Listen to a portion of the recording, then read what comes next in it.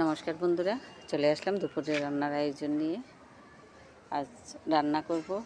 আমার মাসি আমার জন্য এই 4টা টাকি মাছ রেখে গেছে, তাও আমাকে মুখে বলে নাই।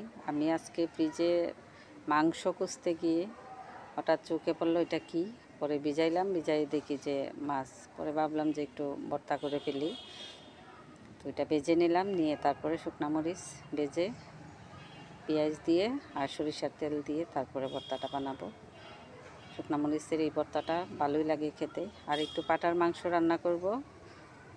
আর মেয়ে কলমি শাক নিয়ে আসছে দোকান থেকে, তো বসে বসে ওইদিকে কলমি শাক বাছতেছে, আর আমি তরকারিটা বসিয়ে তারপরে যাব ওর সাথে শাকটা বাছতে। কারণ রান্নাঘরে আসলে দুপুরবেলা সাধারণত আমি সব কিছুই রান্নার আগেই কোটা বাছা করে ফেলি। তো ওর আজকে মন চাইছে 12টা 12:30 বাজে, তখন বলতেছে কলমি শাক খাবে। তো নিচের থেকে গিয়ে কলমি শাক নিয়ে আসছে। পরে বলতেছে আমি কুটে পরিষ্কার করে দিব, তুমি শুধু রান্না করে আমারে দিবা। তো ওর কলমি শাকটা অনেক পছন্দের। আমার সব শাকের চেয়ে কলমি শাক এত ভালো লাগে কেন, এত পছন্দ করে কলমি শাক। দুপুরবেলা ওই যে রান্নার মাঝখানে শাক টাক বাছা, এগুলি তো আসলে খুব ঝামেলার একটা কাজ। শাক মূলত আমি একটু ওই সময় হাতে নিয়েই বাছি, যে সকালে চাটা খেয়ে তারপরে বসে পড়ি। শাক যদি রান্নার ইচ্ছা থাকে আমার, আমি ওই চা খেয়েই বসে পড়ি। এই এই যে শাক বাছা, সবজি টবজি কাটাকুটি যাই আছে আমি সকালই শেষ করে ফেলি। তো নিয়ে এসে বলতেছে তুমি রান্নাঘরে রান্নাটা সামলাও, আমি এটা তৈরি করে দিই। আমি ঠিক আছে, সমস্যা নাই, করে দিলে পরে আমি পুরনে দিয়ে দিব। তো ঝোলটা দিয়ে গিয়ে দেখবো ও কী করতেছে। এদিকে তরকারিটা হয়ে যাক, আর আমি তোর সাথে এসে একটু হাত মিলাইলাম। তো দেখা যায় যে বেশিরভাগ করে ফেলছে।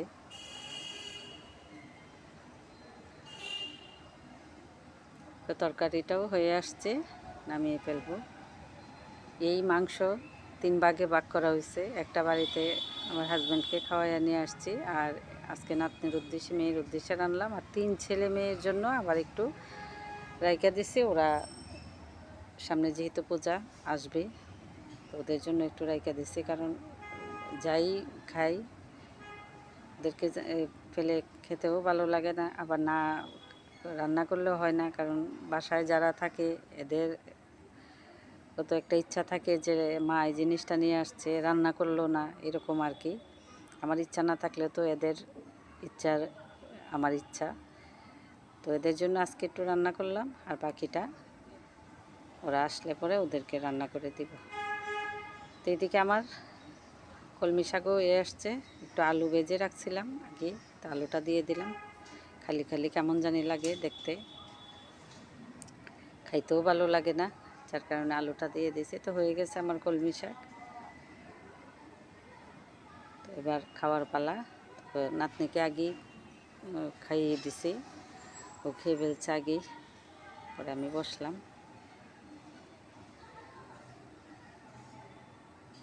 তা আমি এই যে পাটার মাংসের একটু তেল ছিল, তো 2টা বড়া বানাইছি। আমার আবার এই বড়াটা অনেক ভালো লাগে খেতে। তো আজ এই পর্যন্তই। ভালো থাকবেন, সুস্থ থাকবেন, আমার পাশে থাকবেন। আর যারা আমাকে সহযোগিতা করতেছেন তাদেরকে ধন্যবাদ সবাই।